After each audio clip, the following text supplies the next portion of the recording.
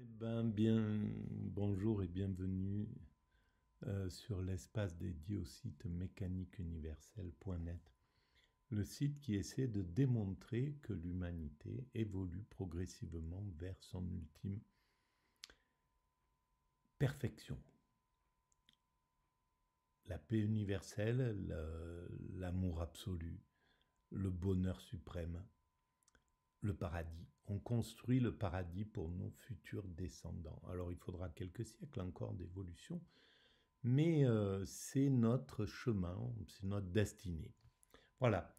Alors, je continue et je vais essayer de clore enfin la lecture commentée de Ainsi parlait Zarathustra de Nietzsche sur littératureaudio.com, un site que je vous recommande si vous aimez écouter des auteurs. Eh bien là, c'est Guy Marcy qui lit Ainsi parlait Zarathustra. J'arrive vers la fin, je suis à la fin du 4e chapitre et on y va. Je lance et puis je commente, j'y vais de mon commentaire. 1. Lorsque Zarathustra prononça ces discours, il se trouvait à l'entrée de sa caverne. Mais après les dernières paroles, il s'échappa de ses hôtes et s'enfuit pour un moment en plein air. « Ô odeur pure autour de moi !» s'écria-t-il. « Ô tranquillité bienheureuse autour de moi !» Mais où sont mes... Alors il a vécu sans doute ces moments. Il faudrait faire la généalogie de où a été écrit le Ainsi parlait Zarathustra à différents endroits, et il s'est retrouvé souvent dans les montagnes en Suisse ou en Allemagne, et ça peut être, voilà, ça correspond un petit peu à cette idée de l'air vivifiant et pur. Les animaux, venez, venez, mon aigle et mon serpent. Dites-moi donc, mes animaux, tous ces hommes supérieurs ne sentent-ils peut-être pas bon? Ô odeur pure autour de moi! Maintenant, je sais et je sens seulement combien je vous aime, mes animaux. Alors, est-ce qu'il y a une différence entre les hommes supérieurs et l'humain, le surhumain dont il parle? J'ai pas réussi à le déterminer jusqu'à là. Je comprends pas pourquoi il parle là des hommes supérieurs. Ces hommes supérieurs que sont finalement des gens ordinaires, même s'ils ont du pouvoir, si c'est le pape, etc. Ils ont un certain pouvoir, une certaine particularité par rapport aux humains qu'on dirait de l'humanité ordinaire. Mais à mon sens, ce ne sont pas les surhumains dont il parle. Le surhumain qui est ce vers quoi l'homme doit tendre.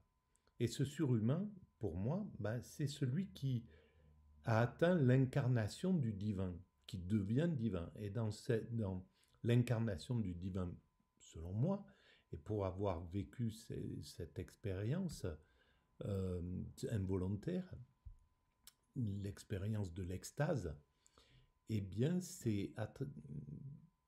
quand on est dans un état d'extase, de véritable extase, pas une extase devant un gâteau, devant une œuvre d'art, voilà, une extase profonde et qu'on pourrait qualifier de spirituelle, même si moi, quand j'ai vécu cet état, j'avais aucun lien avec la spiritualité, je m'intéressais pas vraiment à la religion, donc mais en étant sorti, j'ai compris ce qu'elle avait de spirituel, cette expérience-là.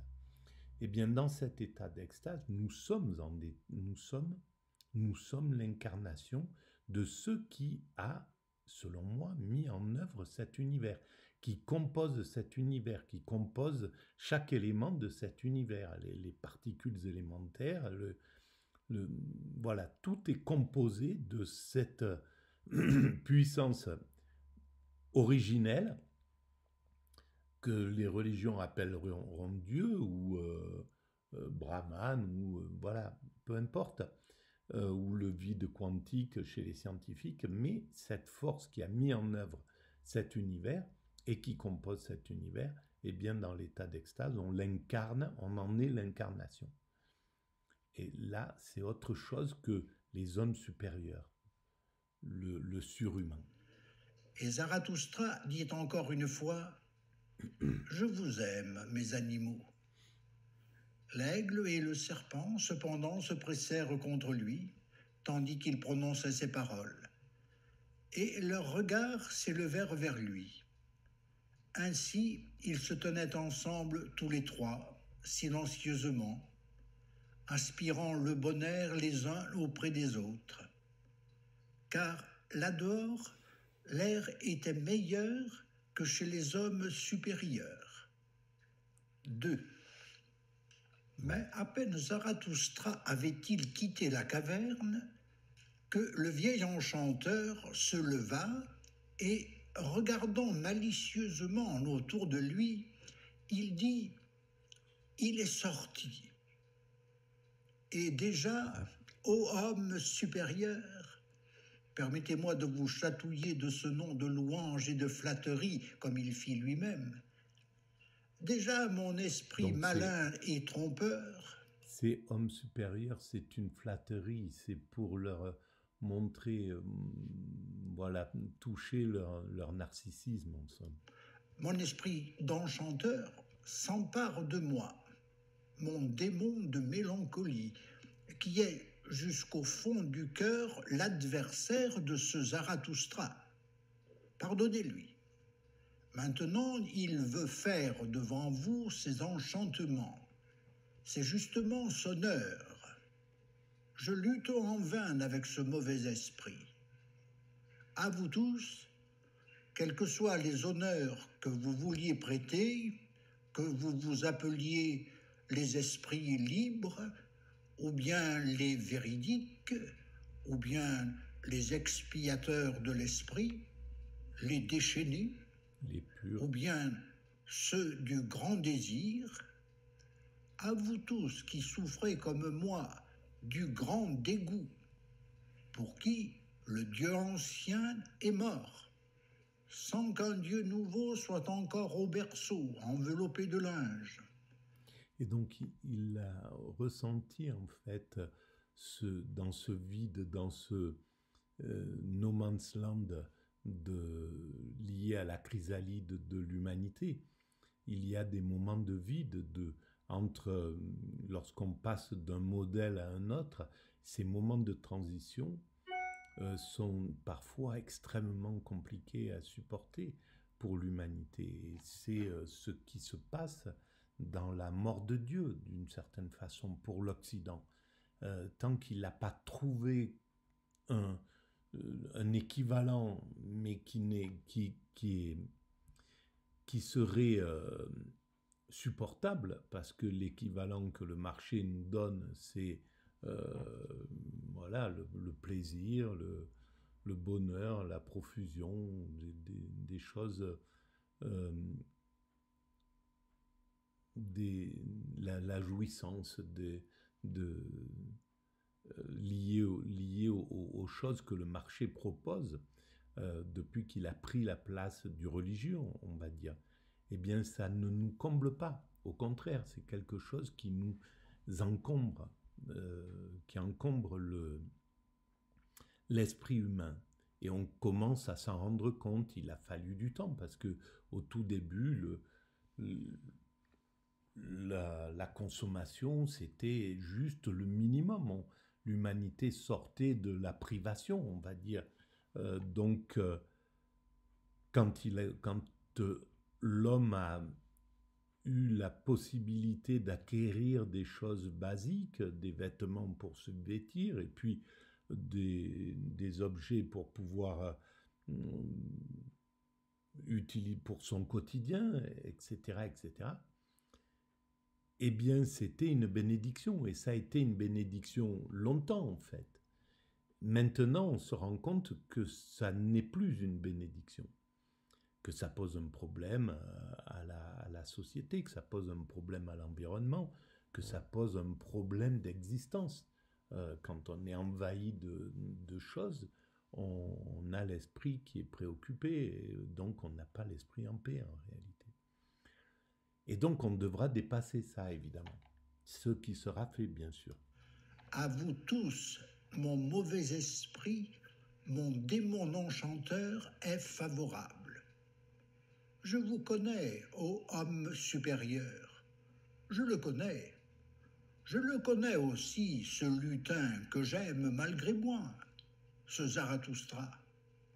Il me semble le plus souvent semblable à une belle larve de saint, semblable à un nouveau déguisement singulier, où se plaît mon esprit mauvais, le démon de mélancolie.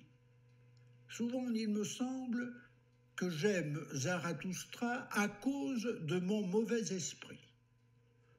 Mais déjà il s'empare de moi et il me terrasse, ce mauvais esprit, cet esprit de mélancolie, ce démon du crépuscule. Et en vérité, ô homme supérieur, il est pris d'une envie. Alors, la mélancolie, l'esprit de mélancolie, est-ce que c'est un désir de choses anciennes,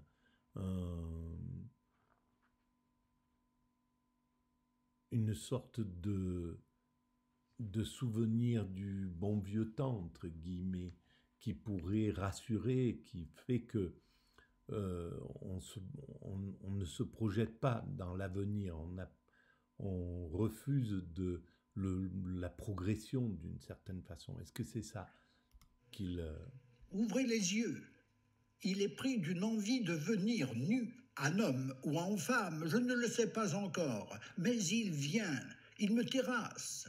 Malheur à moi, ouvrez vos sens. Le jour baisse. Pour toute chose, le soir vient maintenant, même pour les meilleures choses. Écoutez donc et voyez, ô homme supérieur, quel démon, homme ou femme, est cet esprit de la mélancolie du soir. Ainsi parlait le vieil enchanteur, puis il regarda malicieusement autour de lui et saisit sa harpe. 3. Dans l'air clarifié, quand déjà la consolation de la rosée descend sur la terre, invisible sans qu'on l'entende, car la rosée consolatrice porte des chaussures fines, comme tous les doux consolateurs. Songes-tu alors, songes-tu, cœur chaud, comme tu avais soif jadis, soif de larmes divines, de... Alors, c'est là où on voit à quel point chaque phrase mérite un livre chez Nietzsche. Pourquoi il parle des chaussures fines pour les consolateurs? Quelle est la référence? Bon, on peut la trouver très certainement, on comprendrait, mais évidemment ça ne correspond plus à ce qu'on pourrait voir aujourd'hui. Bien que ces chaussures fines, elles existent chez nos hommes d'État, elles existent chez les grands dirigeants des religions, de la religion chrétienne, etc. Est-ce que c'est gouttes de rosée, altéré et fatigué, comme tu avais soif, puisque dans l'herbe, sur des sentes jaunies, des rayons du soleil couchant, méchamment, au travers des arbres noirs, couraient autour de toi, des rayons de soleil ardents et éblouissants, malicieux. Le prétendant de la vérité, toi, ainsi se moquait-il. Non, poète seulement. Une bête rusée, sauvage, rampante, qui doit mentir sciemment, volontairement, envieuse de butin, masquée de couleurs, masque pour elle-même, butin pour elle-même. Ceci, le prétendant de la vérité? Non, fou seulement, poète seulement, parlant en images coloriées, criant sous un masque multicolore de fou, errant sur de mensongers ponts de paroles, sur des arcs-en-ciel mensongers, parmi de faux ciels, errant, planant çà et là. Fou seulement, poète seulement. Ceci, le prétendant de la vérité, ni silencieux, ni rigide, lisse et froid, changé en image, en statue divine, ni placé devant les temples, gardien du seuil. Il n'a pas assez à ce moment-là, il est trop naïf, trop enfantin pour ressembler à une icône que la société pourrait véritablement vénérer. Et c'est justement pour ça qui fait la supériorité, entre guillemets, de l'humain, du surhumain, parce que c'est l'extase. L'extatique, c'est un enfant, en fait. C'est un enfant, mais qui accepte tout ce qui vient, qui jubile à tout ce qui arrive dans l'existence et qui n'a plus aucun désir d'être un maître par la parole ou par... d'un Dieu, non, ennemi de tous ces monuments de la vertu, plus familier de tous les déserts que de l'entrée des temples, plein de châteries téméraires, sautant par toutes les fenêtres, vlant dans tous les hasards, reniflant dans toutes les forêts vierges, reniflant d'envie et de désir. Ah, que tu cours dans les forêts vierges, parmi les fauves bigarrés, bien portants, coloriés et beaux comme le péché, avec les lèvres lascives, divinement moqueur, divinement infernal, divinement sanguin, que tu cours sauvage, rampeur, menteur, ou bien semblable aux aigles qui regardent longtemps, longtemps le regard fixé dans les abîmes, dans leurs abîmes. Oh, comme ils planent en cercle, descendant toujours plus bas, au fond de l'abîme toujours plus profond. Puis, soudain, d'un trait droit, les ailes ramenées, fondant sur des agneaux d'un vol subit, affamés, pris de l'envie de ces agneaux, détestant toutes les âmes d'agneaux, haineux de tout ce qui a le regard de l'agneau, l'œil de la brebis, la laine frisée et grise, avec la bienveillance de l'agneau. Tels sont, comme chez l'aigle et la panthère, les désirs du poète. Tels sont tes désirs entre mille masques, toi qui es fou, toi qui es poète, toi qui vis l'homme tel Dieu comme un... Mais ce n'est pas pour le dévorer qu'il plonge l'aigle ou que le poète plonge dans l'âme de l'homme, mais pour le réveiller, pour l'éclairer, pour l'amener dans les airs, pour lui permettre de voir les choses de haut et le sortir de sa condition d'esclave, esclave d'un État, esclave d'une religion, esclave de... Voilà. C'est plus dans ce sens-là. L'agneau déchirer Dieu dans l'homme, comme l'agneau dans l'homme, rire en le déchirant. Ceci est ta félicité, la félicité d'un aigle et d'une panthère, la félicité d'un poète et d'un fou.